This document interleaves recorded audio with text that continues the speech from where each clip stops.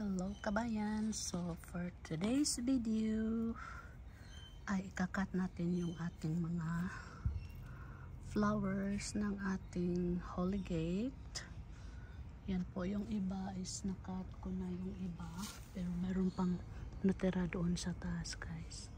So nandito tayo ngayon sa ating greenhouse, and then mag-start na tayong maggupit ng ating mga flowers kasi as nakikita nyo guys, parang hindi na maganda and nagiging dry na sila.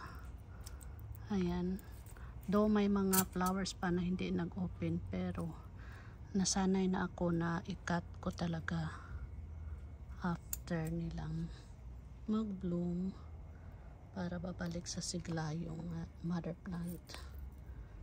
So, ayan.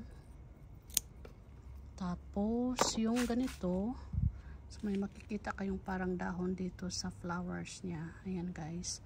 So, pwede po natin yan siyang i-propagate. Alisin nyo lang po siya ng ganyan. And then, pwede nyong ilagay sa dito sa top. Like that. So, pero yung ginagawa ko ay dito ko pinangtapon sa baba. So, ayan. As nakikita nyo guys.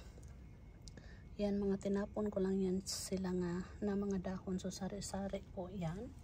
And then mayroon pa din doon. Ayan o, nagsilakihan na po sila mga kabayan hanggang doon sa dulo. So dyan ko po tinatapon yung mga dahon-dahon. And then ito po yung ibang flowers na naalis ko na kahapon ata. So dito ko na lang pinag-ipon lahat. Ayan. So yan po yung ating sikreto guys. Then hindi nyo na lang po malalaman or mapapansin na tumutubo na sila, kagaya dito ng ating purple delight. Ayan, dahon lang po yan siya mga kabayan dito. Ayan o, kasi pag ganito mga inaalis ko ay ayan, tinatapon ko lang sila dyan sa baba hanggang sa tumutubo sila.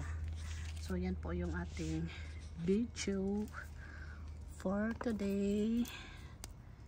Then sobrang naparami ko yung aking Echeveria Holy Gate guys. Ayan. Yan o yan. Pwede nyo pong i-propagate yan.